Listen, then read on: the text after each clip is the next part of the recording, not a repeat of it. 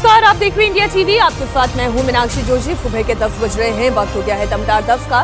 दो वरिष्ठ पत्रकार राहुल महाजन जी और अजीत द्विवेदी जी हमारे साथ स्टूडियो में मौजूद। बहुत स्वागत है आपका। अमेरिका ईरान जंग का 34वां दिन है और पूरी दुनिया को अमेरिकी राष्ट्रपति ट्रंप के संबोधन का इंतजार था। पूरी दुनिया इंतजार कर रही थी कि अमेरिकी राष्ट्रपति आज बड़ा ऐलान करेंगे, लेकिन ऐसा नहीं हुआ। डोनाल्ड ट्रंप ने 19 मिनट तक अमेरिका के नाम संबोधन दिया। इसमें उन्होंने कोई भी नई बात नहीं कही। उन्होंने फिर से वही घिसा पिटा रिकॉर्ड दोहराया।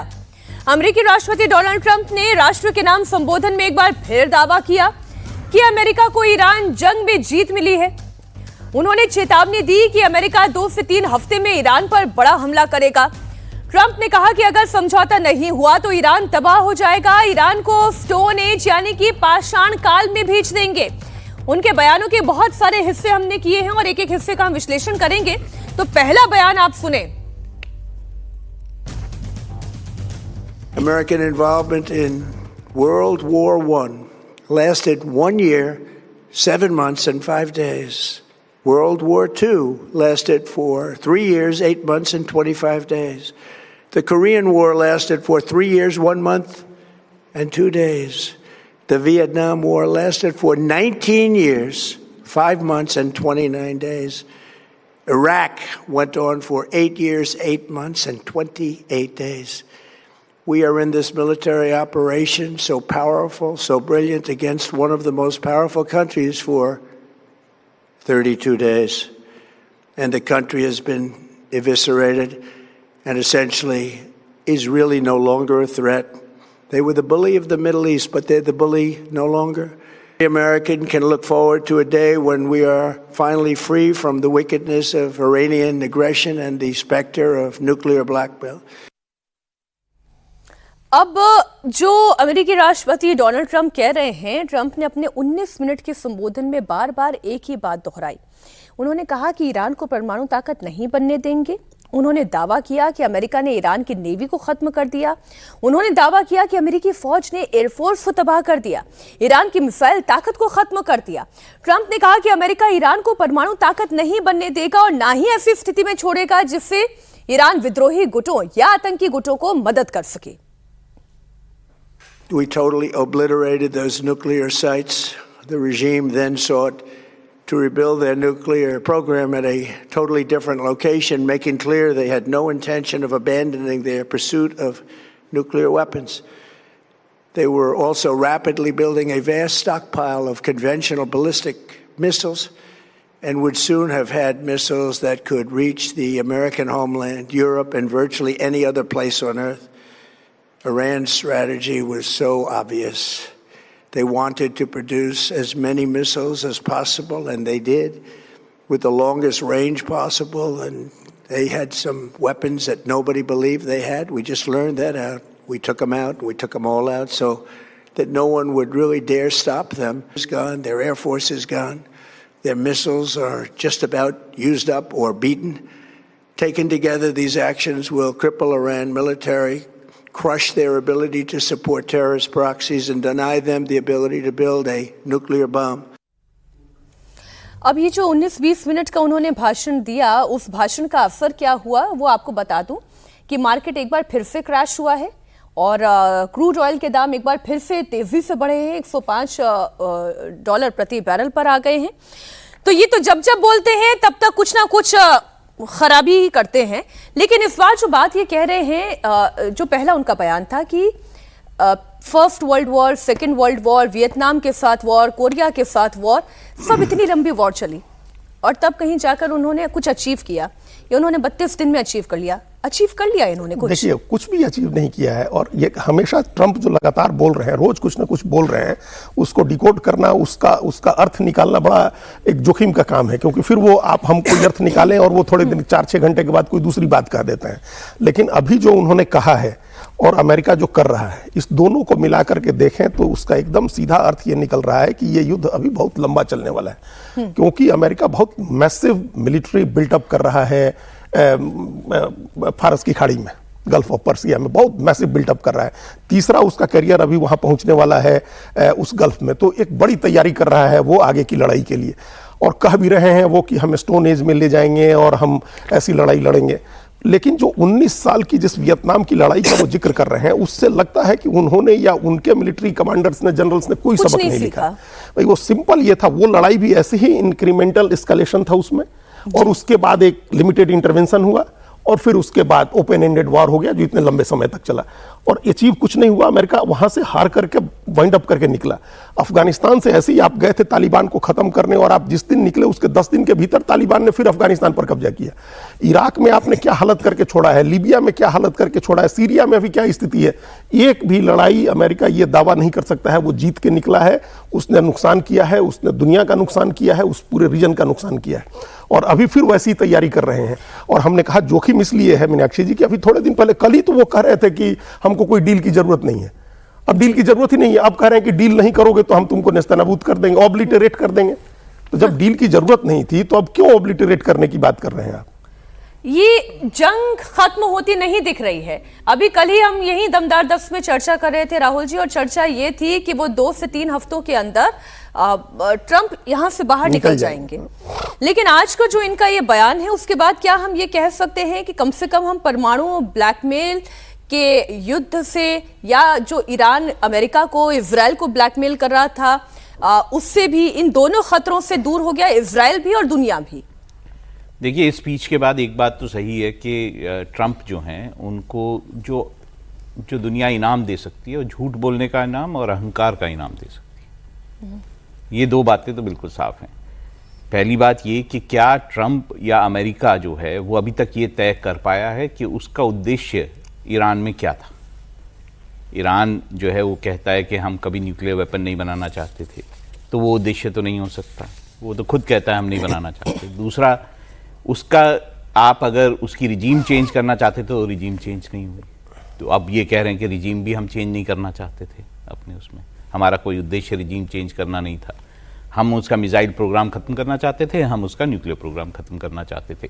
तो बार बार जो गोल पोस्ट बदल रहे हैं, तो अमेरिका जो है इस वक्त ईरान में फंस गया हुआ है। वो बार बार जो है नीटो को कह रहा है कि आप आए हमारे साथ स्ट्रेट ऑफ हॉर्मुज में, अपने जो है युद्ध के जो पूरे जहाज़ हैं वो लगाएं और उसको खोलें, और किस तरह से। देखिए, इकोनॉमी पर, वर्ल्ड इकोनॉमी पर जो असर पड़ रहा है वो बहुत बुरा है, और इसका नीटो पे जो असर पड़ रहा है वो भी बहुत बुरा है। अमेरिका ये सोच रहा है कि अब नीटो में रहे या नहीं रहे। ऑस्ट्रेलिया उसका बहुत अच्छा एलाई होता था, वो ये कह रहा था कि पहले हम ये तो देख लें कि आपका उद्देश्य क्या है, हमें तो यही क्लियर नहीं है आप क्यों घुसे हुए हैं। तो ईरान जो है वो तो पहले से ही आपने उस पर सैंक्शंस लगा रखे थे, उसकी इकोनॉमी पहले से ही बहुत डाउन थी, उस पर बहुत ज्यादा प्रेशर था पहले से ही। तो अब आपने क्या अचीव किया? मार रहे हैं आप, उसका इंफ्रास्ट्रक्चर तोड़ रहे हैं। अचीव की है, वो पूरी दुनिया को ये कह रहे हैं कि अब आप हमसे तेल खरीदें। वो पूरी दुनिया को ये बता रहे हैं कि आप यूएस से तेल खरीद सकते हैं, हमारे पास बहुत तेल है, प्रचुर मात्रा में तेल है। और फिर तुरंत ही अगली लाइन फिर ये कहते हैं थोड़ी हिम्मत जुटाएं। दरअसल डोनाल्ड ट्रंप एक ऐसे कैरेक्टर हैं, एक ऐसे राष्ट्राध्यक्ष हैं, अमेरिका की हिस्ट्री में ऐसा अभी तक कभी कोई नहीं हुआ है। इसलिए पूरी दुनिया की नजर हमेशा ट्रंप के अगले संबोधन पर इसलिए होती है क्योंकि पिछले संबोधन से अगला संबोधन बिल्कुल अलग 360 डिग्री डिफरेंट हो सकता है। हॉर्मुज संकट को लेकर ट्रंप ने कुछ बड़ा ऐलान होगा, ऐसे लोग सोच रहे थे। दुनिया को क्रूड ऑयल से शायद ये किल्लत से राहत मिल सके, ऐसा भी लोग सोच रहे थे। लेकिन अमेरिकी राष्ट्रपति ट्रंप ने हॉर्मुज को लेकर पूरी तरह सरेंडर कर दिया। अमेरिकी राष्ट्रपति ने हॉर्मुज से अपना हाथ खींच लिया। ट्रंप ने कहा कि अमेरिका को हॉर्मुज से कोई लेना देना नहीं है, क्योंकि अमेरिका ना तो हॉर्मुज के रास्ते कभी तेल का आयात करता था और ना ही करेगा। अब इसका असर कितने लोगों पर पड़ेगा, कितने देशों पर पड़ेगा? आप नाटो की बात करें, एशियन कंट्रीज की बात करें, आप बयान का ये हिस्सा भी आप सुने। The United States imports almost no oil through the Hormuz Strait and won't be taking any in the future. We don't need it. We haven't needed it and we don't need it. The countries of the world that do receive oil through the Hormuz Strait must take care of that passage. They must cherish it. They must grab it and cherish it. They can do it easily. We will be helpful, but they should take the lead in protecting the oil that they so desperately depend on. So to those countries that can't get fuel, many of which refused to get involved in the decapitation of Iran. We had to do it ourselves. I have a suggestion. Number one, buy oil from the United States of America. We have plenty. We have so much.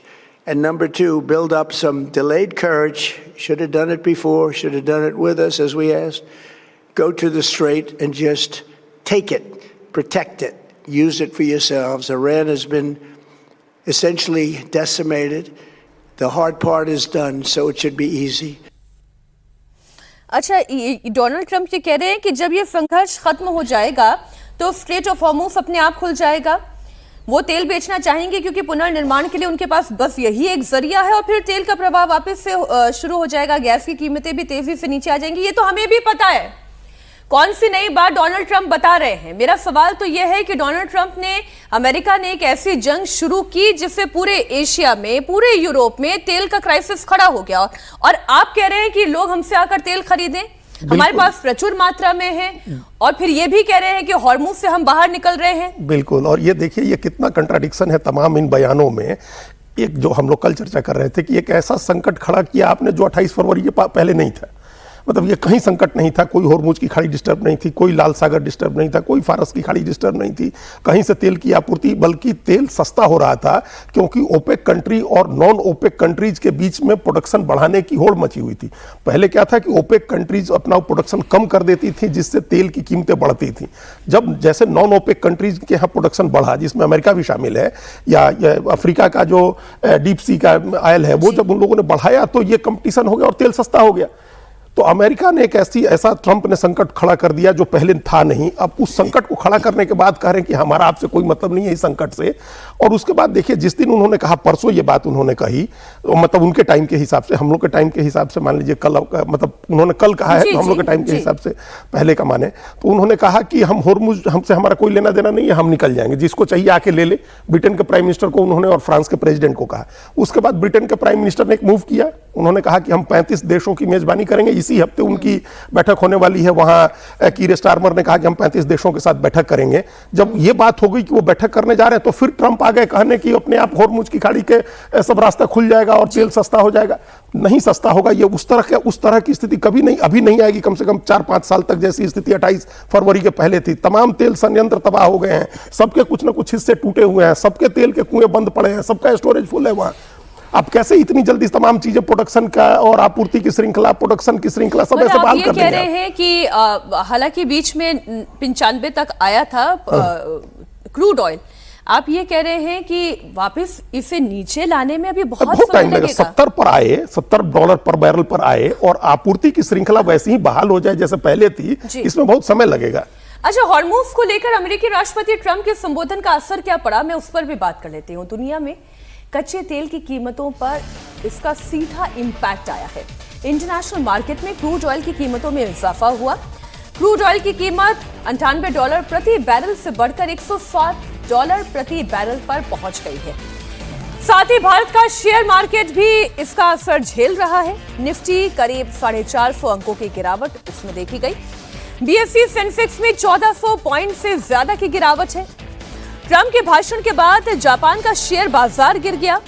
Iran युद्ध खत्म होने के साफ संकेत न मिलने के कारण निवेशकों का भरोसा कमजोर पड़ा है। डोनाल्ड ट्रंप जो कुछ भी कर रहे हैं वो ये बहुत अच्छे तरीके से जानते हैं, उन्हें मार्केट की समझ है। और पिछली मर्तबा भी उन्होंने एक ऐसी परिस्थिति पैदा की, अपना तो जितना उन्हें ट्रेड करना था उन्होंने ट्रेड कर लिया, खूब मुनाफा कमा लिया। और जैसे ही एशियन मार्केट्स खुलने वाले थे, आप जापान की बात करें, निक्केई की बात करें या बीएसई सेंसेक्स की बात करें, निफ्टी की बात करें, वैसे ही मार्केट ऐसा कोलैप्स हुआ कि हाहाकार मच गया। बहुत चालाकी के साथ डोनाल्ड ट्रंप ये मार्केट भी डील कर रहे हैं। हॉर्मुज को खोलने के लिए ब्रिटेन ने 35 देशों की मीटिंग बुलाई है। अभी जिसकी चर्चा हम यहां पर कर रहे थे, ब्रिटेन एक्टिव हुआ है। कीर स्टारमर ने ऐलान किया है कि इसी हफ्ते लंदन में हॉर्मुज शिखर सम्मेलन का आयोजन होगा। दुनिया के 35 ताकतवर देशों ने समुद्री सुरक्षा और तेल सप्लाई बहाल करने को लेकर साझा घोषणा पत्र पर हस्ताक्षर किए। यह ईरान की ओर से हॉर्मुज पर लगाए गए चोक होल्ड को खत्म करने के लिए दुनिया की बड़ी ताकतों की पहली गोलबंदी है। ब्रिटेन के प्रधानमंत्री कीर स्टारमर ने साफ कहा है कि उनका देश ईरान, अमेरिका और इजरायल के बीच चल रही जंग में सीधे शामिल नहीं होगा। 35 देशों के नेताओं की बैठक में इस बात पर चर्चा होगी कि हॉर्मुज स्ट्रेट को फिर से कैसे खोला जाए। मिडिल ईस्ट में जारी संकट के बीच इधर प्रधानमंत्री नरेंद्र मोदी ने भी दूसरी बार CCS की बैठक की। इस बैठक में पीएम मोदी ने कहा कि हमारी तैयारी पूरी है और जंग का असर जनता पर नहीं पड़ने दिया जाएगा। 28 फरवरी को ईरान पर अमेरिका इजराइल के हवाई हमले के बाद से ये CCS की दूसरी बैठक थी। बैठक में इस जंग के मद्देनजर सरकार द्वारा उठाए गए कदमों की समीक्षा की गई। साथ ही गैस और ऑयल समेत दूसरी चीजों की सप्लाई और डिमांड की समीक्षा की गई। पीएम मोदी ने बैठक में जरूरी चीजों की कीमतों को स्थिर रखने के लिए उठाए गए कदमों की समीक्षा की और जमाखोरी और कालाबाजारी के खिलाफ भी कार्रवाई करने के निर्देश दिए। तो बातें बहुत सारी है चर्चा में जिसे शामिल करनी है। राहुल जी, पहली बात तो ये जो मार्केट की स्थिति है और जो ब्रिटेन के प्रधानमंत्री कीर स्टार्मर ने एक कदम उठाया, 35 देशों को वो एक पेज पर लेकर आ रहे हैं। क्या इससे समस्या का समाधान निकल सकता है? पहली बात तो ये कि क्या सच में ट्रंप को मार्केट की समझ है या नहीं है। अपने देश में अगर उनको ये नहीं पता है कि 6.3 से 6.6 मिलियन बैरल वो इंपोर्ट करते हैं ऑयल, और ना कनाडा से इंपोर्ट करते हैं, सऊदी अरेबिया से इंपोर्ट करते हैं। अभी उन्होंने कुछ दिन पहले बोला था कि हमारे को ईरान ने गिफ्ट दिया कि 20 जहाज़ जो हैं उन्होंने छोड़ दिए पाकिस्तान के झंडे तले। क्या कर रहे थे फिर वो? देखिए, अपनी देश की भी समझ होनी चाहिए। फिर पता नहीं है कि नहीं है, मैं नहीं जानता हूँ। दूसरी बात यह है कि उनके देश में क्या हो रहा है, $4 जो है वो ऑयल पहुँच चुका है, जो पेट्रोल है वहाँ पे $4 पहुँच चुका है। तो फिर क्या सच में इकोनॉमी की समझ है? वहाँ पर कीमतें बढ़ रही हैं, अमेरिका में कीमतें बढ़ रही हैं, तो क्या सच में इकोनॉमी को जानते हैं? तो देखिए, ये बातें जो है, पूरी विश्व की इकोनॉमी जो है इस वक्त इंटरलिंक्ड है। अगर आप इस तरह की हरकतें करेंगे तो पूरे विश्व की इकोनॉमी जो है वो खराब होगी। अब 35 अगर देश वहाँ मिल रहे हैं तो क्या सच में वो स्ट्रेट ऑफ हॉर्मुज को खोल सकते हैं जब ईरान की वॉर चल रही हो? और क्या सच में वो कुछ क्या खोल सकते हैं सर? मुझे मेरा नहीं सवाल लगता। तो ये है, ईरान की अगर वॉर चल रही होगी तो क्या 35 देशों की बातें ईरान मान लेगा कि वो स्ट्रेट ऑफ हॉर्मुज जो उसका एक इंपॉर्टेंट चीज है, उसके पास एक इंपॉर्टेंट लेवरेज है, वो छोड़ देगा वो उसको? और दूसरा, अभी जिस तरह की बातें जो है ट्रंप कर रहे हैं कि हम जो है अब ईरान के जो बिजली के संयंत्र हैं उस पर हमले करेंगे, बाकी सब चीजें करेंगे, तो पूरा गल्फ जो है वो जलेगा। देखिए, वहां पर अभी तक जो है वो ईरान भी जो है आपकी यूएई है या बाकी जो जगह है उसके जो स्ट्रेटेजिक इंटरेस्ट हैं, यानी या फिर जो इंफ्रास्ट्रक्चर है उस पर हमले नहीं कर रहा है। वो जब करने लगेगा और जब वो डीसैलिनेशन प्लांट्स पे हमले करने लगेगा तो क्या होगा? मैं एक सर क्विक कमेंट आपसे, और क्योंकि अपनी समझ और दर्शकों की भी समझ थोड़ी सी इस पे साफ हो, 35 देश अगर मिलकर ये कोशिश कर रहे हैं कि स्ट्रेट ऑफ हॉर्मुज से वो चोक खत्म हो, उसे ईरान के चंगुल से एक तरीके से आजाद किया जाए, उस पे ईरान का भी तो उस पेज पर आना जरूरी है। क्या ईरान ब्रिटेन के साथ बात करने के लिए तैयार भी होगा? बड़ा मुश्किल है। ईरान पे जब तक हमले जारी रहेंगे, ईरान स्ट्रेट ऑफ हॉर्मुज क्यों खोलने देगा?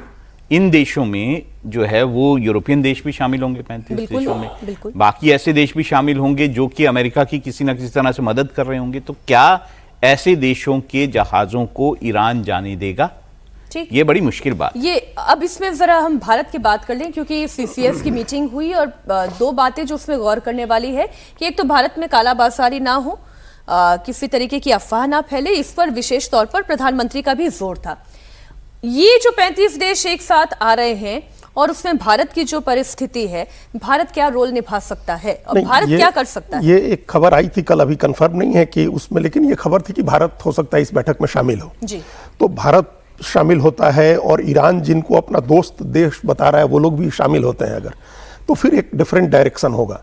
वो खुलवाने के लिए अभी तक ये पता नहीं है कि क्या आपके इनके पास रोड मैप है आगे कीर स्टार्मर के पास। वो एक इंटरनेशनल प्रेशर बनाना चाह रहे हैं ईरान के ऊपर, ईरान के दोस्त देशों को भी साथ में ले आकर के कोई उसको दबाव में ले आना चाह रहे हैं। किसी नए मिलिट्री मिशन की कोई योजना बनती है वहां की मिलिट्री मिशन कोई हम लोग चला सकते हैं, मिलिट्री मिशन से नहीं हो सकता है। और जब तक युद्ध विराम नहीं होगा तब तक भी नहीं हो सकता है, क्योंकि वो ड्रोन की कैपेसिटी से ही आपको पूरा चोक होल्ड इसलिए है कि वो मिलिट्री पावर से नहीं है। वो चोक पॉइंट किसी एक से ट्रिगर हो सकता है, किसी एक मिसाइल से, किसी एक ड्रोन से। तो युद्ध विराम के लिए क्या बात हो सकती है? ये 35 देश मिलकर के अमेरिका पर दबाव डाल सकते हैं कि आप खत्म करिए युद्ध को। तो होर्मुज खुलवाने का ये मतलब नहीं होगा कि आप सेना लेकर के चले गए खुलवाने या ईरान को डरा लिए। एक ओवरऑल एक प्रेशर टैक्टिक्स है कि अमेरिका पर भी प्रेशर दें, इजराइल पर भी प्रेशर दें और ईरान को भी समझाएं, डिप्लोमेसी भी हो और एक मिलिट्री प्रेशर भी हो। एक तो ये कई तरह के कई मल्टीप्रोंग स्ट्रेटजी पर वहां बात होगी, हमको ऐसा लग रहा है।